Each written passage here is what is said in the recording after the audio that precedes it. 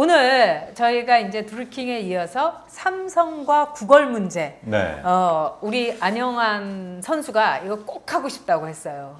우리가 저는, 맨날 같이 얘기하는 문제예요. 그렇죠? 열받고. 그러니까 네. 이제 저는 우리 사회 지금 가장 큰 문제가 반기업 정서라는 생각이 듭니다. 특히 현 정권 핵심에 있는 분들의 반기업 정서를 저는 굉장히 우려스럽게 봅니다. 왜냐하면은 대한민국 기업들이 잘한 기업도 있고 못한 기업도 있습니다. 법을 잘 지키는 기업도 있고 못 지키는 기업이 그렇죠. 있습니다. 그러나 전제는 모든 일자리는 사실 80% 이상의 기업에서 창출하는 겁니다. 세금 기업이 내는 겁니다. 당연하죠. 그러니까 우리가 현재 시장 경제 체제 하에서는 경제의 주인공 기업이 될 수밖에 없는 겁니다. 그런데 이제 우리가 기업, 특히 이제 기업인들을 제약하는 순간 경제가 이끌어 갈 수가 없는 겁니다. 그래서 기업인들 자금을 따져야 되죠. 기업인은 사실 기업습니다. 이윤축을 통해서 이익을 내 가지고 일자리를 만들고 또 자기 종업원들 월급 주고 그래서 자기도 그 기업도 세금 내고 종업원들 월급 받아서 세금 내고 이러면서 국가 운영이 되는 겁니다. 그런데 이제 그 기업의 이윤 추구 자체를 굉장히 좀 전문 용어를 써서 죄송합니다. 사적 편익, 사적으로 이 편익하는 거 아니냐 이렇게 본 시각은 저는 굉장히 잘못됐다고 봐요. 아니 저는 네. 말도 안 되는 게 그러니까 내가 하면은 로맨스고 남이 하면은 불륜이라고 그래서 내로남불 정권이라는 이제 말까지 듣고 있는데 기업에 가서 당연히 투자를 권유해야 되는데 그걸 구걸이라고 생각을 해갖고 청와대에서 김동연 부총리한테 일종의 경고, 일종의 이 빵빵을 준 거예요. 전 정말 열받고 있죠. 아니 정말 열받아요. 물론 청와대는 뭐 그런 말 한 적이 없다고 하지만 어찌됐든 막 구걸이라는 말이 나왔습니다만은 자 그렇다면 프랑스 마크롱 대통령은 세계적인 거지입니다. 그걸 했다고 하면은 마크롱 대통령요 전 세계 기업인들 빨리로 불러가지고 제발 맞아요. 빨리 투자 좀 해달라고 그럽니다. 자 만약에 그것을 구걸한다면 마크롱 대통령 세계적인 거지 행사를 하고 있는 거예요. 전 최근에 네. 마크롱 대통령이 삼성전자에게 본사를 빨리로 옮겨달라고 했어요. 전 쇼크 먹었습니다. 자 삼성전자가 프랑스로 간다? 물론 그럴 리는 없겠지만 근데 지금 이제 삼성전자 내부에서는 그것도 본사를 옮기는 방안도 검토했다는 이야기도 흘러나와요. 그 전에 저도 들었어요. 네, 그러니까는 이제 사실 삼성전자가 뉴욕 증시에 상장하면 훨씬 주가가 더 높습니다. 그렇기 때문에 그런데 이제 삼성전자가 현재 전체 내는 세금에 제가 알기로는 자기들 벌어들여서 그 매출액 대비 낸 세금의 80% 이상은 대한민국에 냅니다. 그런데 현재 삼성전자의 매출액의 70%는 해외에서 나오는 겁니다. 그렇죠. 해외에서 돈 벌어다 국내에 지금 세금 내는 거예요. 물론 제가 지금 삼성전자 옹호하고자 하는 건 아닙니다. 삼성전자 잘한 것도 있고 못한 것도 있어요. 그러나 현재 삼성전자가 마크롱 이야기를 하고자 하는 거예요.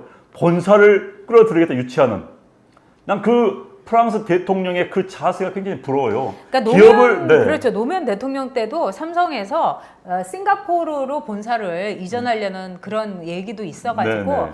그만큼 우리나라에서 기업하기가 어렵고 지금 기업하는 분들이 그냥 이렇게 쪼그리고 있고 또 어떤 분들은 무섭다고도 한다는 거예요. 그럼요. 근데 우리가 두 가지의 이제 하나의 그 장면이 기억이 나는데 인도에서 문재인 대통령에게 90도 각도로 절을 하는 이제 이재용 부회장 이걸 보고 삼성이 그 정부의 무릎을 꿇었다 뭐 이런 얘기도 있지만 저는 그걸 보면서 오히려 저는 반대 생각을 했어요. 결국은 나라가 세금으로 일자리를 못 만들고 일자리를 만드는 건 기업이라는 거를 한번 보여준 게 아닌가. 근데도 왜 이렇게 계속해서 이렇게 기업에 대해서는 삼성에 대해서는 제가 볼 때는 삼성이 물론 나쁜 거 한 것도 있고 잘못한 것도 있지만 이런 뿌리 깊은 반기업 정서의 이유는 뭘까? 어떻게 생각하세요, 안 선수? 이제 한국 사회 과도하게 한국 문화가 약간 도덕주의적 선비 문화가 분명히 있습니다. 특히 지식인 그룹에서는요. 게다가 이제 솔직히 현재 과거 학생운동을 했던 사람들, 이른바 586이라고 그러죠. 586 네. 세대들한테는 사회주의 체제에 대한 강한 동경이 있었습니다. 저도 586 세대 한 명입니다만은 사회주의 경제 또 이제 그 좀 약하다면 유럽식 사회주의적 시장 경제 그렇다 보니까 기업에 대한 국가의 통제 그 다음에 평등 이런 이야기를 많이 하지요. 그래서 이제 기업은 이렇게 보는 겁니다. 기업의 이윤 추구를 당연한 겁니다. 기업은 자선 사업가가 아니에요. 우리 그렇죠. 한국 사회에서 이런 분위기가 있습니다. 기업이 왜 사회 사업을 하지 않느냐? 기업은요 기본적으로 이윤 추구를 통해서 사회에 기여하는 것이 기업의 존재 이유입니다. 그럼요. 그다음에 자선 사업은 그 다음의 목적이죠. 그래서 제가 보기에 기업은 이윤축을 통한 사회 기업. 그다음에 이제 법적 책임을 지키는 거, 법을 준수해야 되는 거죠. 그다음에 이제 사회적인 책임, 즉 자선 사업이라든지 그에 맞는 역할을 하는 것이죠. 그리고 근데 기업이 자선 사업 안 해도 돼요. 왜냐하면 기업이 세금을 많이 내면은 그렇죠. 세금이라는 게 기본적으로 나눔입니다. 네. 그러니까 부를 이렇게 나눠주는 거예요. 네. 그래서 세금만 기업이 많이 낼 수 있다면, 그다음에 세금을 제대로 낸다면 그 기업은 위대한 기업의 반열에 오르는 거죠.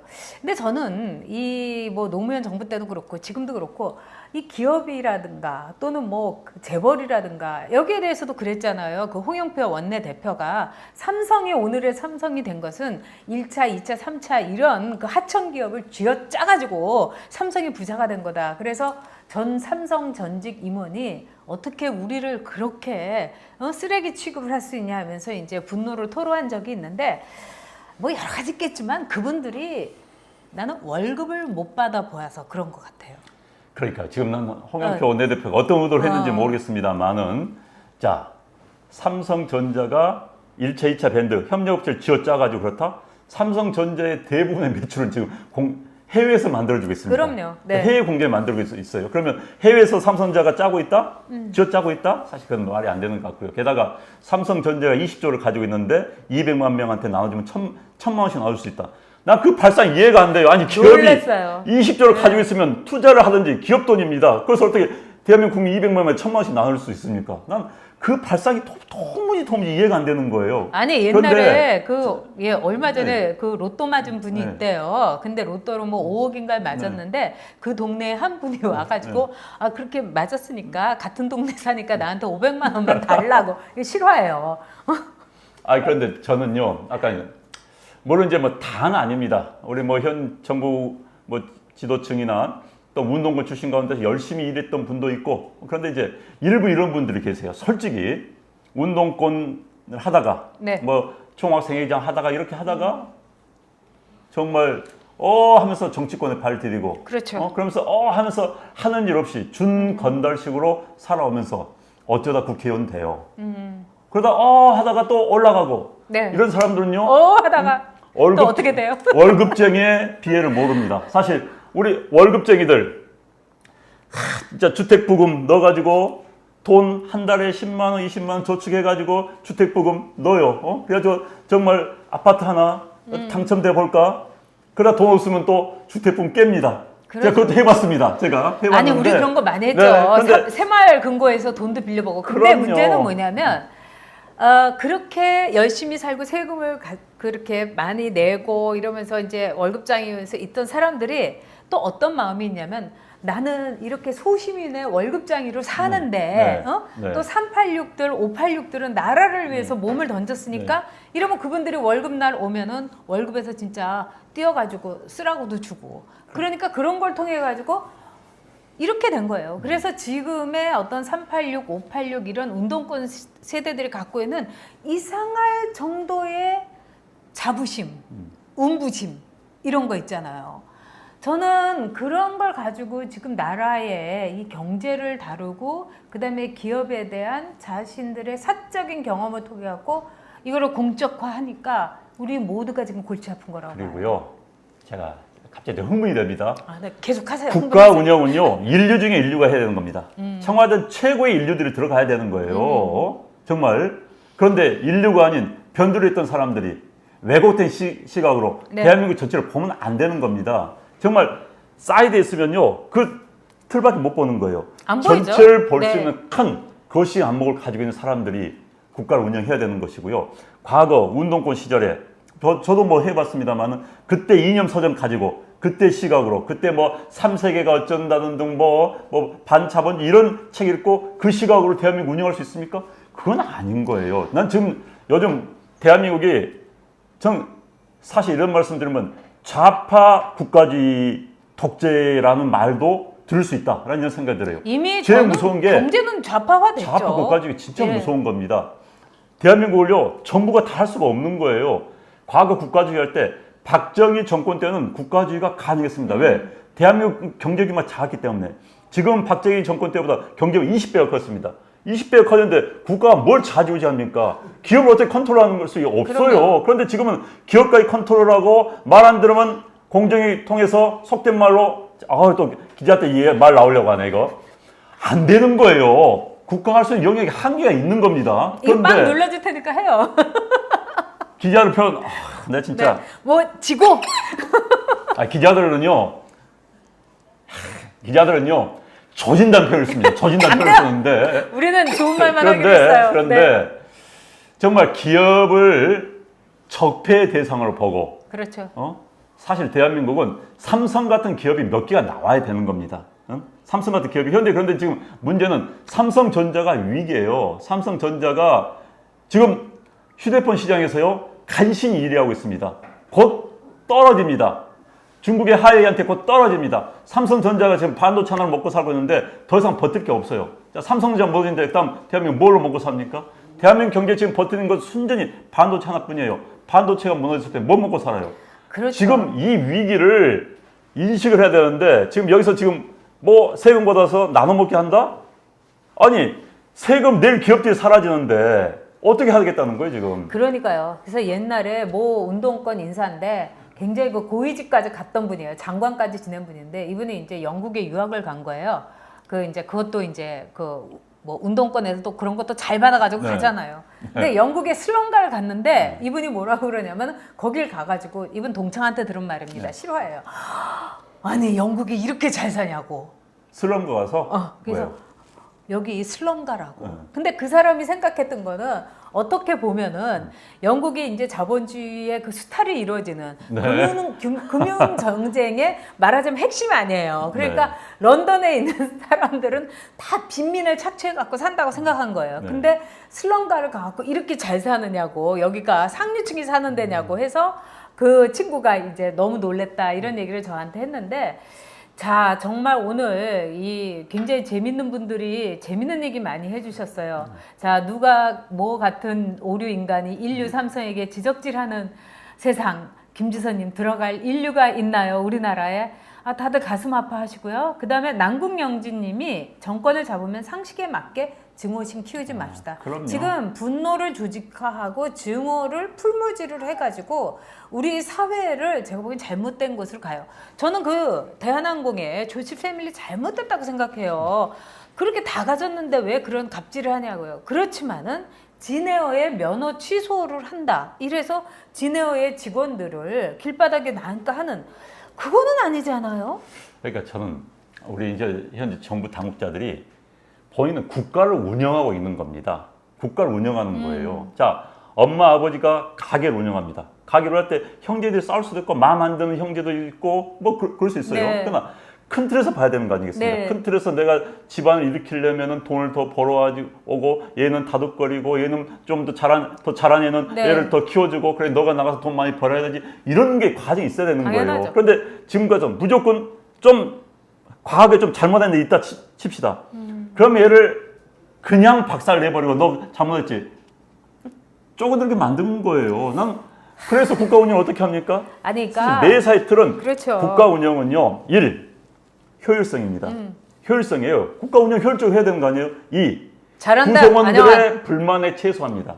국가 운영의 철학은 두 개예요. 구성원들의 불만에 최소화인데 불만에 최소화를 하다 보면 이제 이른바 정치가 나오는 겁니다. 그건 정치의 영역이죠. 그러니까 국가 운영은 아주 효율적인 것과 정치적인 그런 운영의 미 이걸 동시에 가두는 건데 과도하게 지금 이런 원칙에 어긋나는 행동을 한다? 그리고 국가 운영한다?